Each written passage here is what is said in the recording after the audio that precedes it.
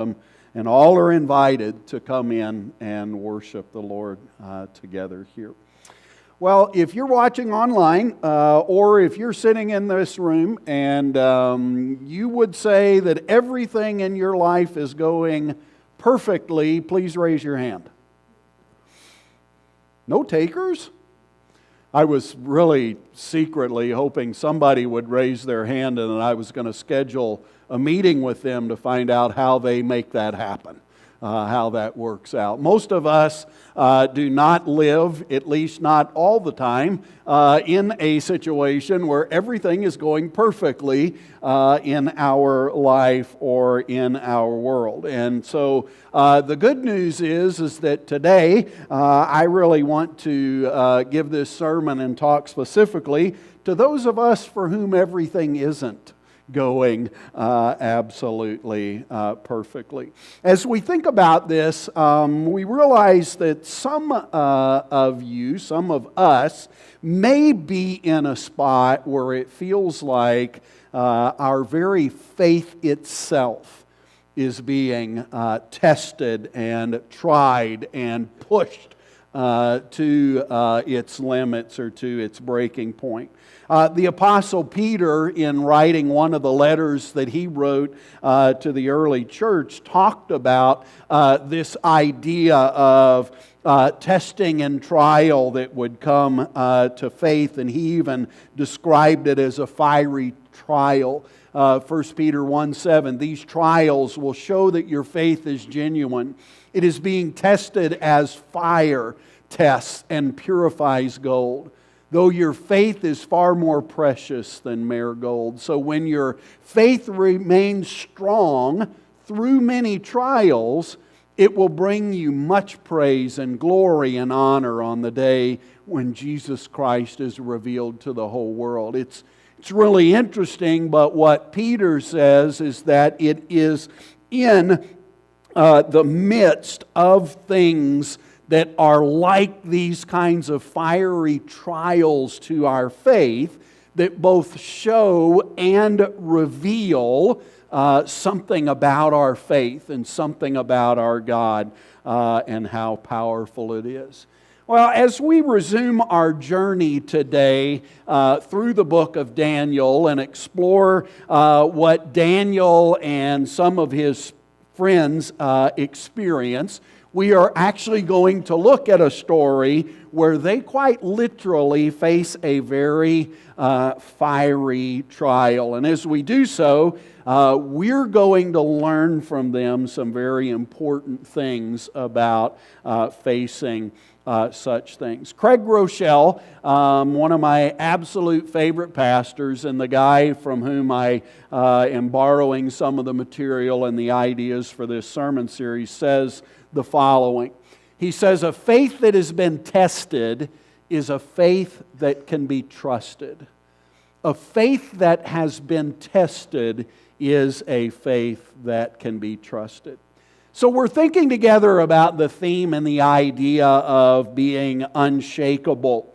And in this series, we're asking ourselves the question, and we're thinking together about the question, how do we stand strong in our faith in a world that might not necessarily be for our faith or in favor of our faith?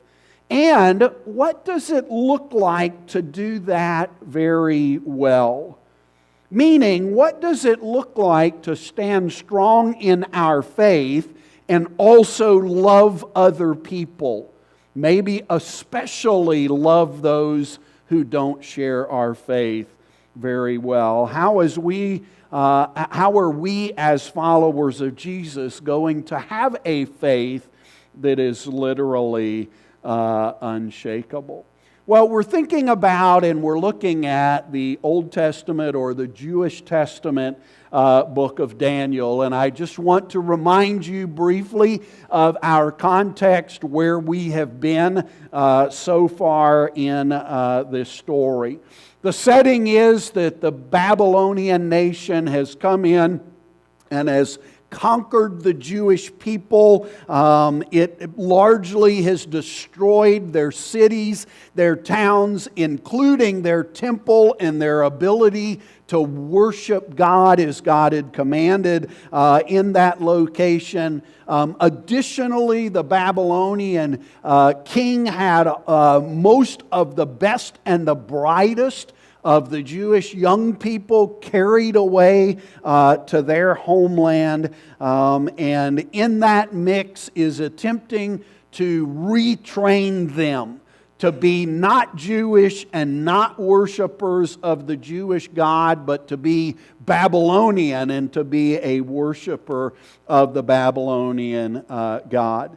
The book of Daniel gives us a look into what that experience was like for specifically a smallish group of people. Not that a small group of people experienced this, but Daniel just tells the story from his experience and the experience of some of his closest friends.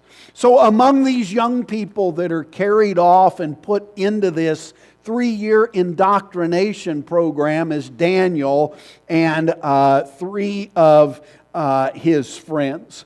When we left the story last week, Daniel and his 3 friends had just finished this 3-year training period to be indoctrinated by the Babylonians. But in the midst of this, they still managed to honor God, to honor the God of Israel, to honor their God. And in so doing, they were found to be the best and the brightest of all of the other people who were in this training program. And so they are put into the service of the king, which overall is not a terrible place to be, but also recognizing that they're still captives in a foreign land. Their homeland has still largely been destroyed. The temple to their God doesn't exist anymore, and so that's the setting. Now, as we look at the text that we're going to think about today, let me tell you just a little bit of it, as we will not read the entire story as it's a bit lengthy. As we pick up the story today, we learn that Nebuchadnezzar, the king of Babylon, has had a statue of himself made. It is roughly 90 feet tall and 9 feet wide, and it's made out of gold. That would be a pretty significant structure. I mean, if you're thinking about 90 feet, think about a 9-story building. Think about how tall a 9-story building actually is, and that would give you a perspective of what 90 feet is like. Now, we also read that he didn't just make the statue and put it out there for everybody to see and admire and to say, wow, that really does look a lot like him and things like that. Rather, he gives orders that at a designated time when the music plays a certain way, everybody in the whole land is supposed to stop whatever it is they're doing and go and bow down in worship to the statue, or in some ways to worship him in some senses of the word. Daniel summarizes it this way in Daniel chapter 3, verses 4 to 7. Then a herald shouted out, "People of all races and nations and languages, listen to the king's command. When you hear the sound of the horn, flute, zither," I don't even know what that is. I should have looked up what a zither is. Maybe I could play a zither. Maybe you could play a zither. A lyre, a harp, pipes, other musical instruments. You are to bow to the ground to worship King Nebuchadnezzar's gold statue. Anyone who refuses to obey will be immediately thrown into a blazing furnace. So, At the sound of the musical instruments, all the people, whatever their race or nation or language, bowed to the ground and worshiped the gold statue that King Nebuchadnezzar had set up. So basically, when the band plays that certain tune, everybody's supposed to stop and worship the statue, bow down to the statue, sort of symbolically worshiping and bowing down to Nebuchadnezzar. And beyond that, there are consequences for what if you decide not to do this. And the consequences are being thrown into a blazing hot furnace, which does not sound like fun at all. Last night, we did one of our favorite things, and we built a fire in our fire pit last night, but it was a very utilitarian thing. It wasn't just to sit and stare at it kind of occasion. We were burning some brush, and we burned some old paperwork. And among the things that we burned was our Christmas tree from last year. Have you ever burned a Christmas tree? They really make a fire. And they make a fire in a real hurry. And it is super, super hot. And at one point, a little bit of it got out of the fire ring. And I was out there trying to collect it. And Nettie starts laughing and says, "Yeah, how are you going to explain not having any eyebrows at church tomorrow?" The kind of a thing. Let me just say this. That fire was unbelievably hot that we had going last night. And the reality is, from everything that we can understand, this furnace that they're talking about here was specially made to be excessively hot. And so the king says, if you don't do what I'm telling you to do, here's what will happen to you. You will get to see the furnace while it's going from the inside. And so when the band played that certain song, everyone did as commanded, except Daniel's three friends.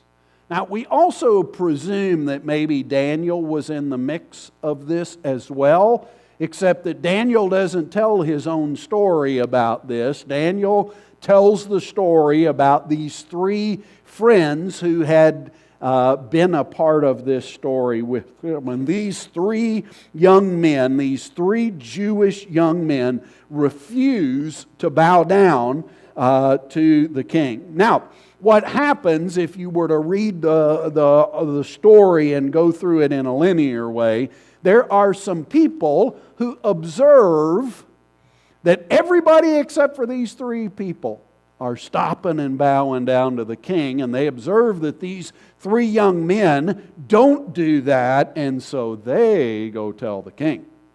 We're not sure why they do that. We don't know if there was something in it for them or if they just didn't like these Jewish young men. We really don't know. We just know they go to the king and they rat these three out to the king. And so this causes the king to go into a rage of anger, a raging fit sort of anger about it. And so he orders, bring those three young men over to me, and then he demands to know, why didn't you do what I commanded? I mean, after all, you're in my service. You're in the group that works specifically for me. That's a sort of a privileged position. I didn't have to have you in that role, so why are you not bowing down and worshiping the statue that way? Actually, if you were to read the story for itself, his exact words are, is it true that you didn't worship as commanded?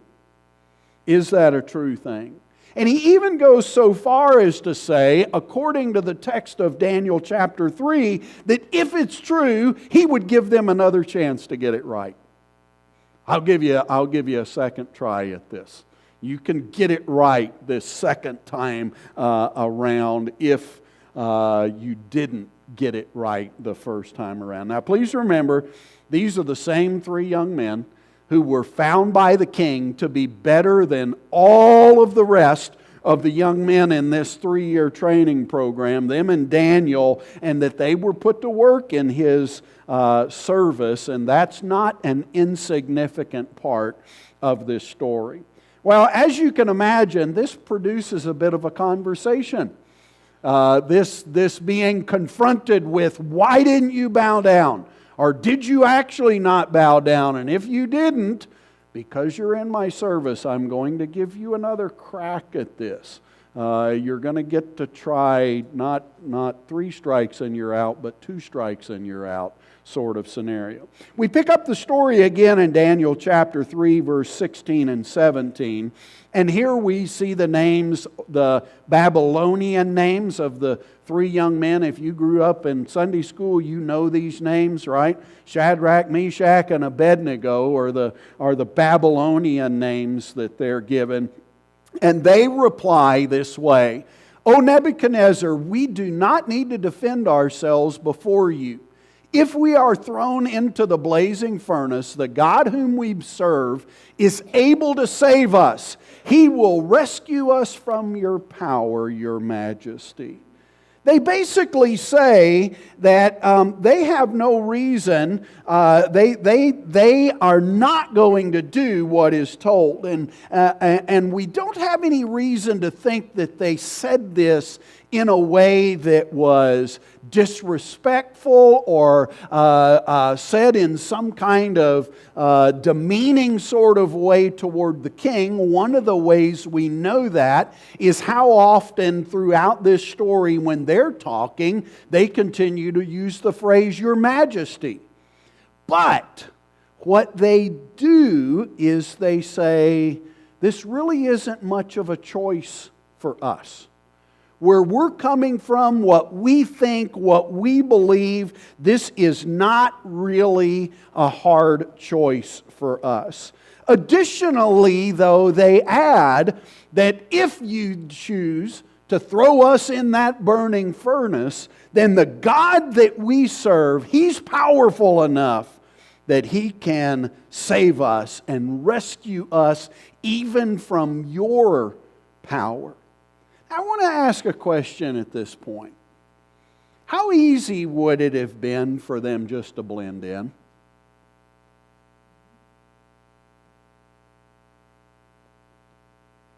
Right? I mean, nobody would have even noticed if they had just blended in.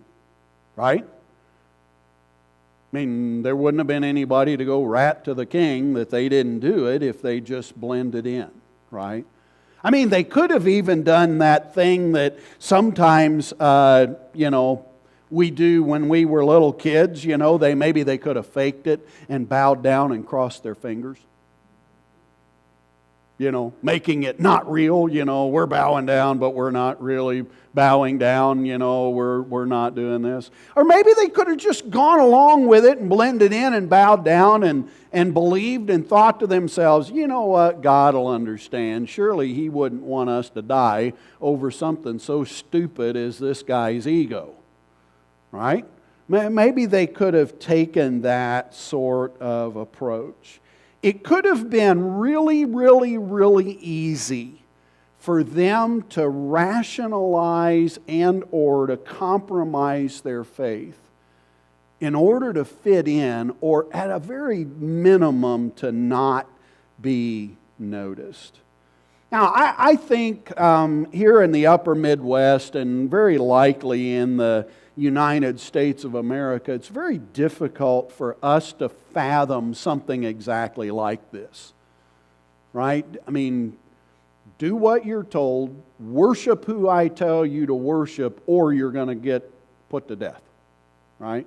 Now, a harsh reality is that a lot of places in the world, we have brothers and sisters of the faith who have faced this and who have lost their lives over it. And we have brothers and sisters in the faith who quite possibly right now, as we're talking about it, are facing an exact scenario like this, and they're making a choice for themselves. Am I going to just go with the flow, or am I going to refuse to denounce my God? Or am I going to refuse to stop speaking the gospel? I would say that we don't exactly connect the dots to this kind of a thing per se, but that doesn't mean that our faith isn't tested in many ways, in even somewhat similar ways on a daily basis. I mean, some for instances for us to think about are things like, do you laugh at things you know you shouldn't laugh at as a follower of Jesus? Or do you say, maybe I just won't laugh at that because I don't want to go along with it? Do you compromise and join in on gossip? Or do you say, as a follower of Jesus, I'm not supposed to do that, and so I'm not going to, even if the entire group that I'm with is doing that? I think that's a real thing. Maybe one of the challenges in our society right now is to treat people with love and respect and dignity, even if you disagree with them. Right? To function in a way that says, well, I may not agree with you, but I'm not going to be mean or hostile or angry about it. Another way that we get challenged in our faith might be, are we going to contribute to and join in all the division that is going on in our country? Are we going to rise above it and keep Jesus and His way in the very forefront of things?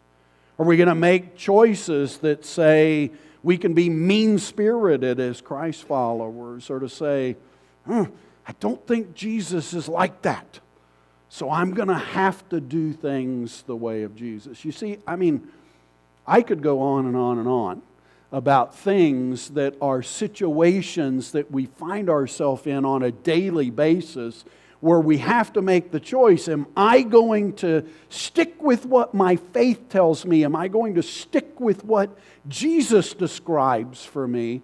Or am I going to do something else?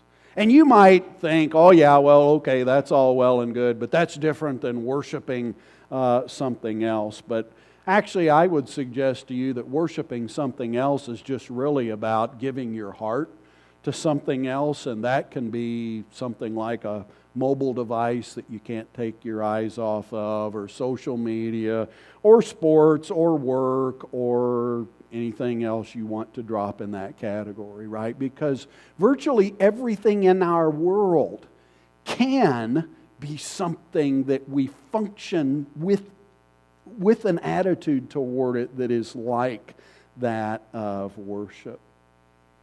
And while these things are not exactly life and death things, they still are things that are within the category of things that are about compromising our faith and our stance in that.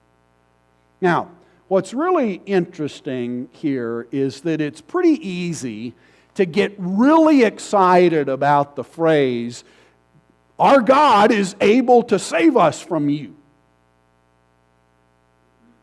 Right? That's pretty easy to get excited about. Well, you can't hurt me because my God is able to stop you from hurting me.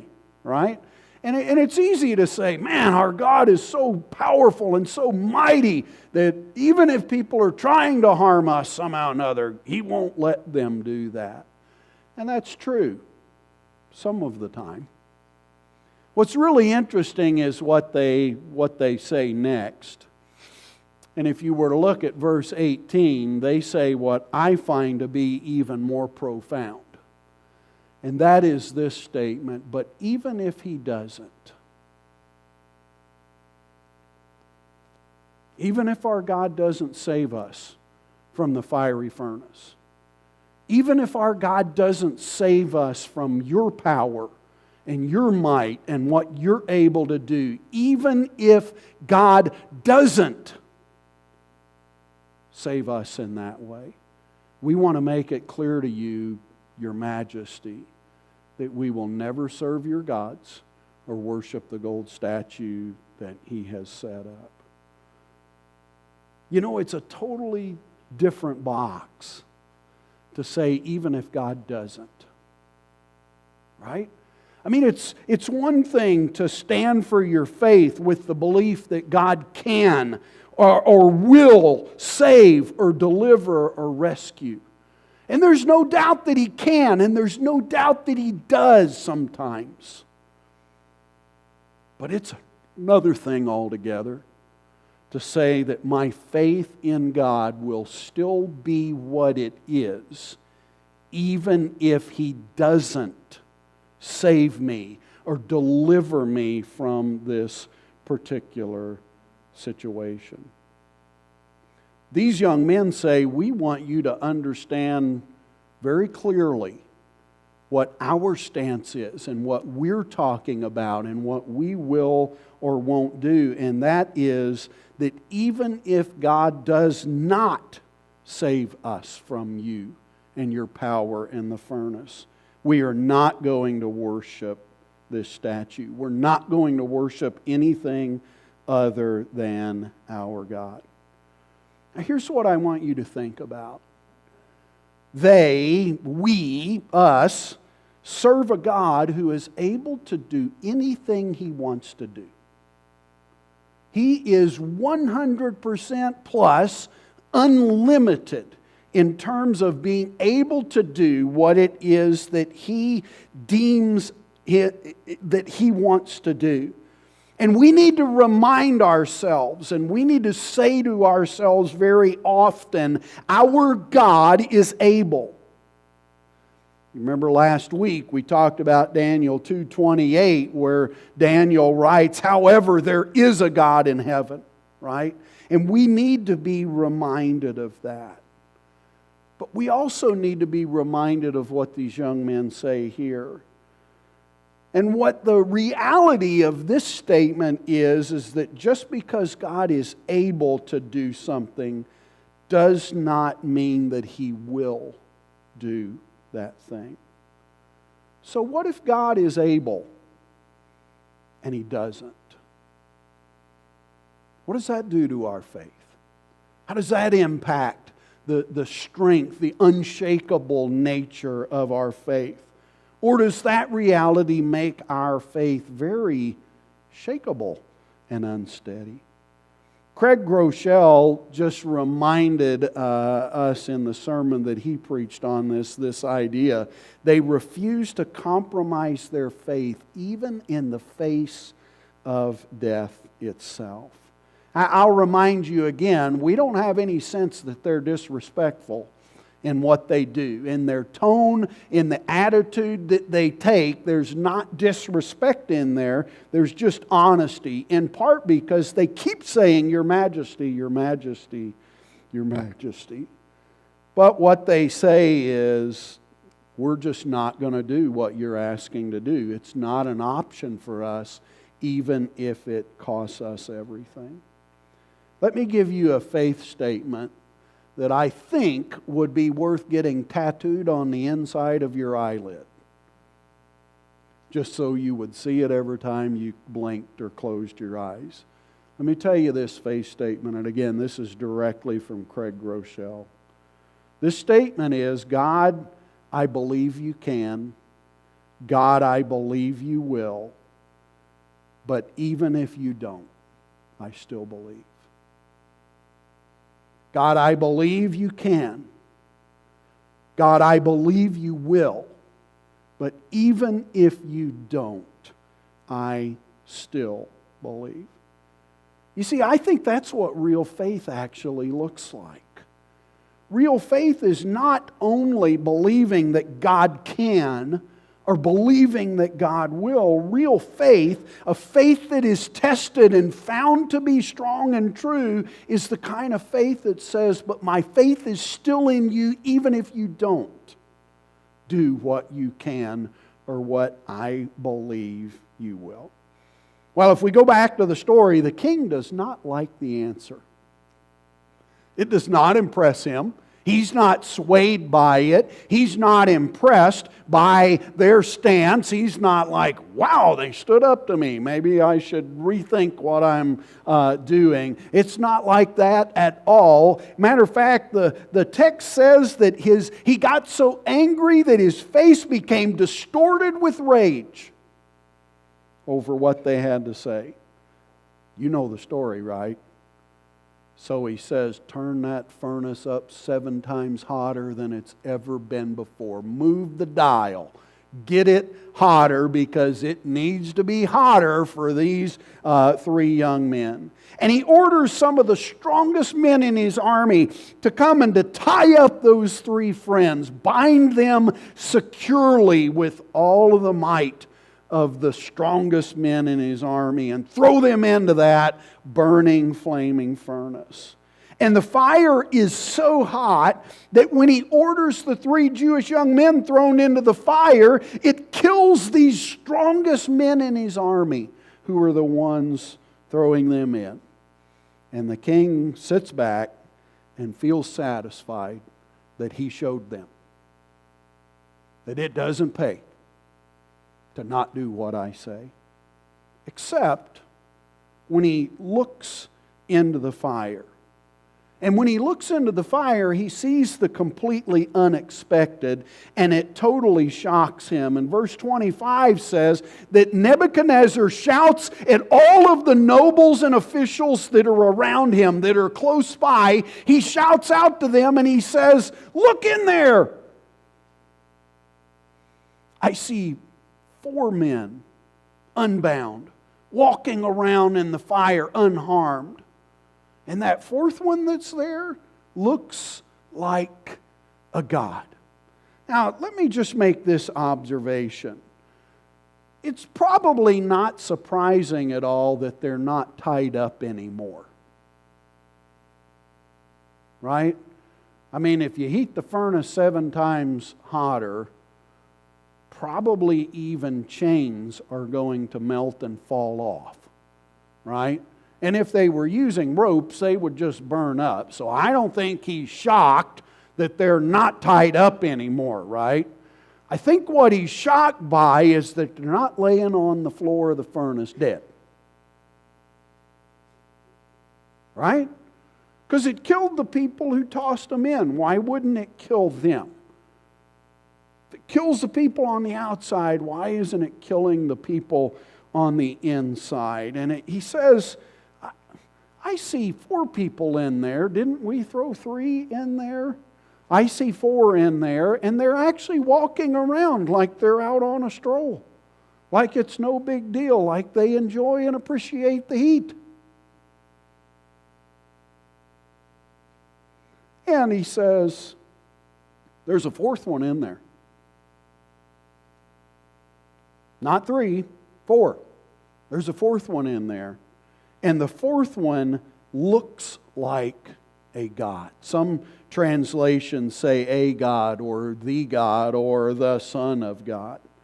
Now, to tell you the truth, I don't have any idea, and the text doesn't give us any indication about how the king draws that particular conclusion. Right? That the 4th one in there looks like a god or looks like a son of God. I mean, we don't have any idea, but what he's convinced of, enough that he says it to everybody around him, is that whoever that 4th person in there is a lot more like God than like human. Now, many Bible scholars, if not most Bible scholars, believe that this is an appearance of God the Son before he ever shows up as a baby in the manger known as Jesus. Many people believe this is what we would call in theological terms pre-incarnate Christ, being incarnation being when he arrived on the planet. Before that, pre-incarnate Christ, or a Christophany. Try to weave that into a sentence today. That's a Christophany, or a theophany. Basically, the idea being that most people who study this and who read this come to one inescapable conclusion, and that is that somehow or another, some way or another, this is a manifestation of God or Christ in a tangible and yet not human sort of way. It's not the only time that it's happened, by the way, because you get something like this when God talked with Abraham.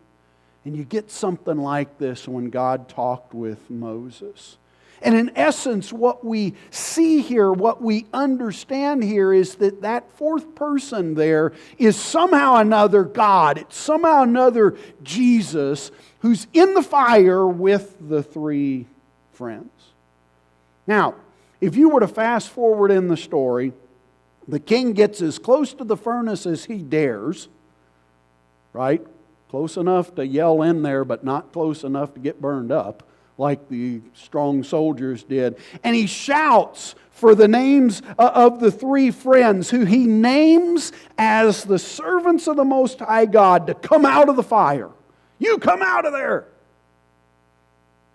And they do. The story just says they do. They just walk out. Like it's normal to walk out of a furnace that's built specifically for the point of doing somebody in. And the king and all of the other officials crowd around these three young men, remember, whom they know, and they observe that they're completely unharmed by the fire, that their hair's not even singed, they have their eyebrows, and there's not even a smell of smoke on them. And the king says the following in verse 28. Nebuchadnezzar said, "Praise to the God of Shadrach, Meshach, and Abednego. He sent his angel to rescue his servants who trusted in him. They defied the king's command and were willing to die rather than serve or worship any god except their own God." The king who had them thrown in there for refusing to bow in worship to his statue now says, "I will be the one to bow and to worship and to give worship and praise to their God because of these three young men." Why? Well, he says, because I have seen that this God acted to save them because they trusted in their God, even to the point of being willing to die for their trust in that God. They refused to serve or worship any other God. Now, if you're old enough, you might remember that there was an old gospel song sung by the Statler brothers. Am I taking you back into the recesses of your memory? And the name of that song was "The Fourth Man." It was often referred to as the fourth man in the fire. In that song that talks about this story, there's a phrase that gets repeated in the chorus. It says they were protected by the fourth man in the fire. They wouldn't bend, they wouldn't bow, and they wouldn't burn. I'm almost ashamed to admit it, but I once preached a sermon at our church camp, and those were my 3 points. Right? They wouldn't bend, they wouldn't bow, and they wouldn't burn. So I want to ask this question. When does God deliver the three young men?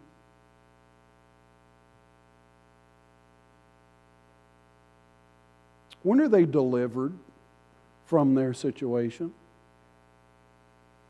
It was while they were in the fire, right?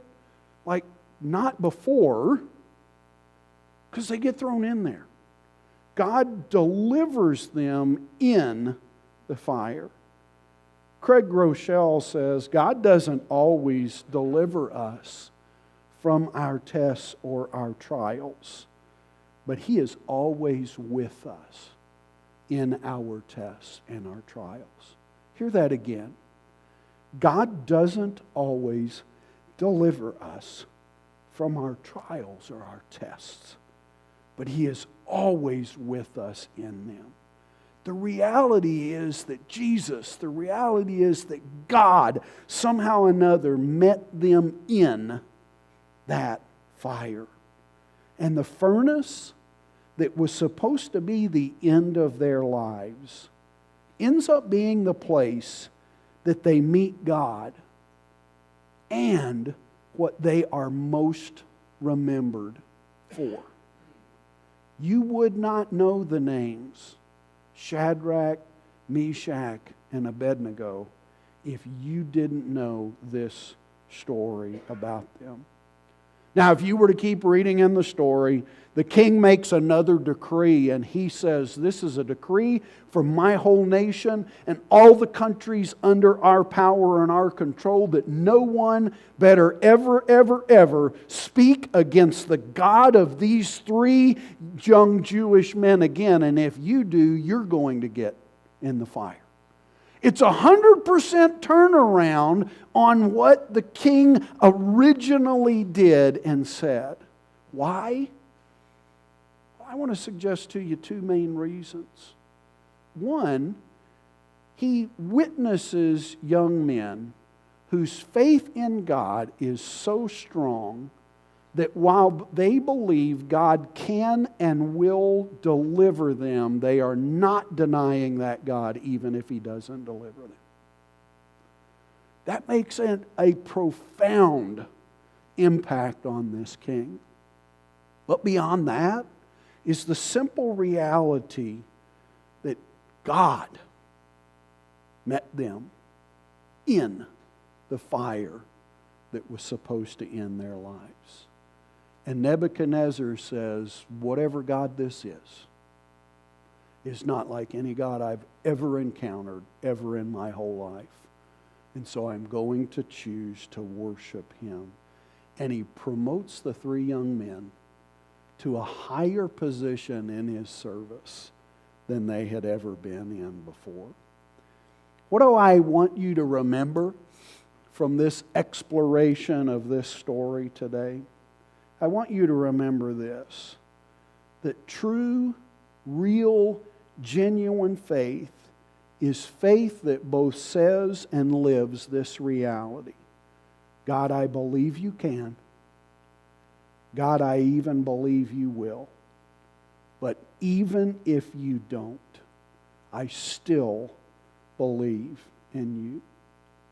I also want you to remember that God is always with those who end up in fiery trials because of our faith in Him. This is a story, and this is a picture of faith that lasts, faith that is unshakable. Join me in a prayer.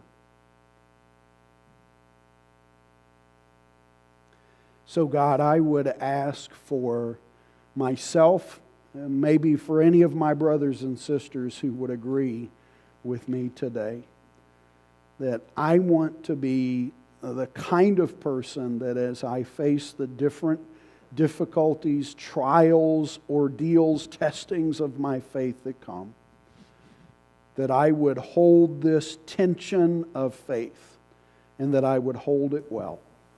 That I would believe with all my heart that you can do anything. And that I would put my faith in you in such a strong way that I would believe that you will do the things that we're wanting and asking.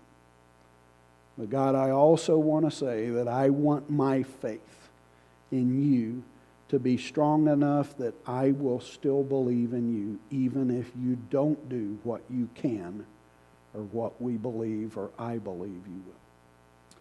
Father, as we journey in this life, may we face those tests with the same kind and quality of faith that we see in these three young men. I ask it in Jesus' name. Amen.